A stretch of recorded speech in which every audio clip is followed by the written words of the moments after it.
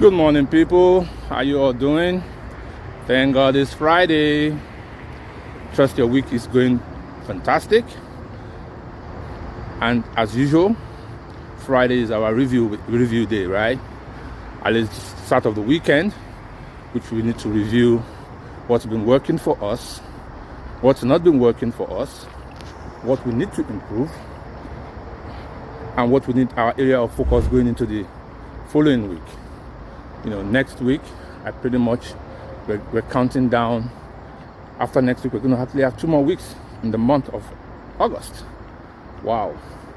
So it's very, very important, guys, that we make sure we review where we are today and where we're trying to go. All right, I know every time I talk about review, I'm always insinuating or talking about us improving our weaknesses, which is very good. We always have to strive to improve our weaknesses, right? But let's take another approach.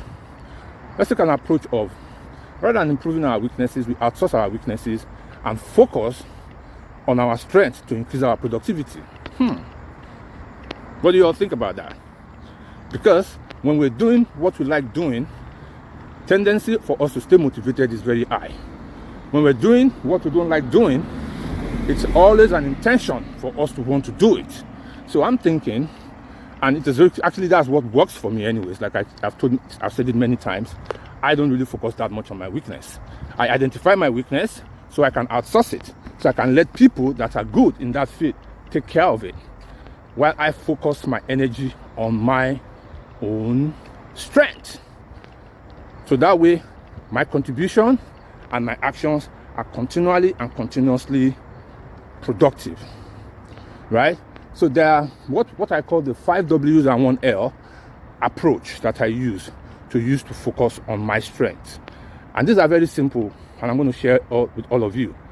First in is, what do you naturally,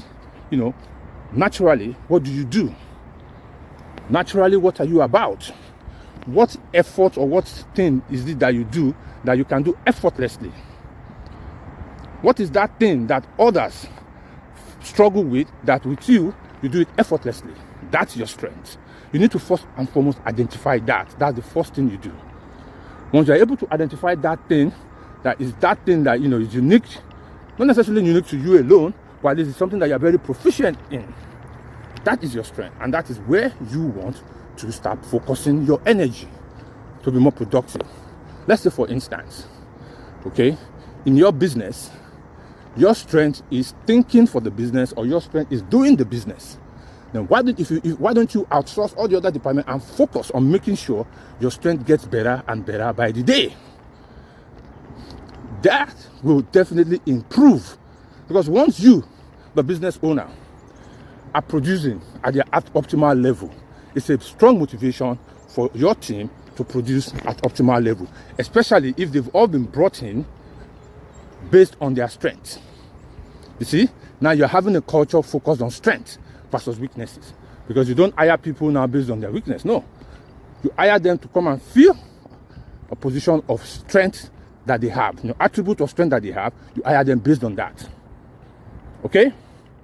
Second thing you have to do is, when you reflect on all the things you do and how you do them, what does your reflection tell you? To do that, it's always important to also get feedback from others. What are the good feedbacks you are getting from others when you're talking about yourself, when you're talking about what you do, when you're talking about what you like to do? Because we have a saying that we don't necessarily say ourselves all the time. So that's why it's important to get feedback from people. This helps us to reflect on what we're doing right and what we are not doing well. Okay? Next one is, what makes you feel good? It's very important. What makes you feel good? Doing that thing that makes you feel good. When you're doing something that makes you feel good all the time, you never get bored of it. It's like an artist, or a musician. What makes a musician feel good is the creative process. So if you allow and that's why musicians normally they need to go get management, so that because the creative process is not enough to make them successful. They still need to take care of the business side of music, the business side of the business. But that's not their strength. That's actually something they don't like to do. Hence, they go engage management to handle all of that, while they focus on their energy, on the creative process. So they can keep bringing out the best music ever. They can keep creating music that will continually excite their fans. You understand? By focusing on their own strength. Another important thing is play to your strengths. When you play to your strength, you see immense happiness in the results you're going to get, because you're playing to your strength. You're doing everything you like to do. You are not doing what you don't like to do. You don't have to go out there to be intentional about doing it. You go out there every day because you can't wait to wake up to go do it. That's playing to your strength. And lastly, which is the L, is make sure you lead from within. When you play to yourself, when you play to your strength, it brings out the best self in you. It brings out the best results in you. It brings out that positive and productive leadership that you have. It brings it out. So it's very, very, very, very crucial and important that you lead from within. Let's be guided by that inner thing that you enjoy doing. I just thought I needed to share this today because I know every week it's review week. You're supposed to look at what you're good at, what you need to improve on, and what you're going to focus going into the following week. Still a good strategy, don't get me wrong, but if you can afford it, if you can afford to outsource all those areas, like I said, as a musician, it's very difficult. Not all musicians can come out and start to hire management to handle all the business side. But if you can, you should do it so that success can come faster for you. Okay? Likewise, if you're in business, if you're starting your business new, you may not have the financial capacity to start replacing some of the areas that you don't like doing. But it should always be in your plan to always replace those areas you don't like, outsource them, and focus on areas of strength of what you like.